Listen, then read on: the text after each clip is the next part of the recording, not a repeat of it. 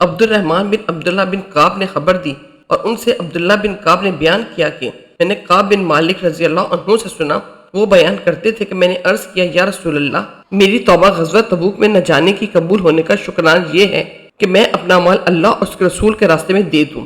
آپ صلی اللہ علیہ وسلم نے فرمایا کہ اگر اپنے مال کا ایک حصہ اپنے پاس ہی رکھو تو تمہارے حق میں یہ بہتر ہے۔ میں نے عرض کیا کہ پھر میں اپنا خیبر کا حصہ اپنے پاس محفوظ رکھتا ہوں۔ صحیح بخاری حدیث نمبر 2757۔ امام مالک نے بیان کیا، ان سے حشام نے، ان سے ان کے باپ نے اور ان سے عائشہ رضی اللہ عنہا نے کہ ایک صحابی سعدہ بن عبادہ نے رسول اللہ صلی اللہ علیہ وسلم سے کہا کہ میری والدہ کی موت اچانک ہو گئی، میرا خیال ہے کہ اگر انہیں گفتگو کا موقع ملتا تو وہ صدقہ کرتی، تو کیا میں ان کی طرف سے خیرات کر سکتا ہوں؟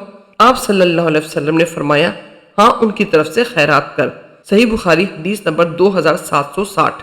سخر بن جویریہ نے بیان کیا نافع سے اور ان سے ابن عمر رضی اللہ عنہما نے کہ عمر رضی اللہ عنہ نے اپنی ایک جائیداد رسول اللہ صلی اللہ علیہ وسلم کے زمانے میں وقف کر دی۔ اس جائیداد کا نام سمغہ تھا اور یہ ایک کھجور کا باغ تھا۔ عمر رضی اللہ عنہ نے عرض کیا یا رسول اللہ، مجھے ایک جائیداد ملی ہے اور میرے خیال میں نہایت عمدہ ہے، اس لیے میں نے چاہا کہ اسے صدقہ کر دوں۔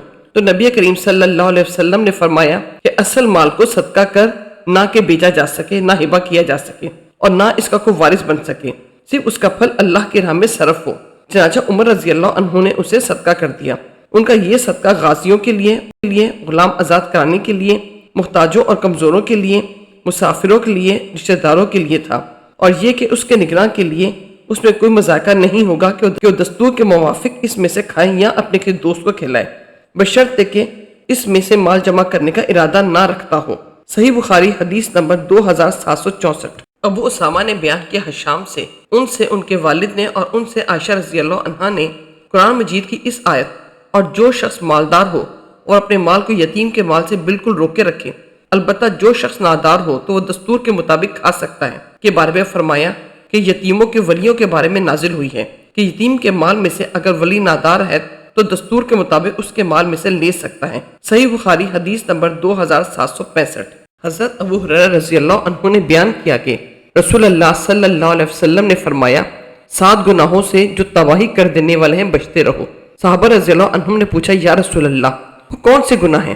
آپ صلی اللہ علیہ وسلم نے فرمایا کہ اللہ کے ساتھ کسی کو شریک ٹھہرانا، جادو کرنا، کسی کی ناحق جان لینا کہ جسے اللہ تعالیٰ نے حرام قرار دیا ہے، سود کھانا، یتیم کا مال کھانا، لڑائی میں سے بھاگ جانا، پاک دامن بھولی بھالی ایمان لانے والی عورتوں پر تہمت لگانا۔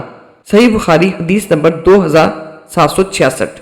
انس رضی اللہ عنہ نے بیان کیا کہ رسول اللہ صلی اللہ علیہ وسلم مدینہ تشریف لائے تو آپ کے ساتھ کوئی خادم نہیں تھا، اس لیے ابو طلحہ جو میرے ستیلے باپ تھے میرا ہاتھ پکڑ کر حضرت صلی اللہ علیہ وسلم کی خدمت میں لے گئے اور عرض کی یا رسول اللہ، انس سمجھدار بچہ ہے، یہ آپ کی خدمت کیا کرے گا۔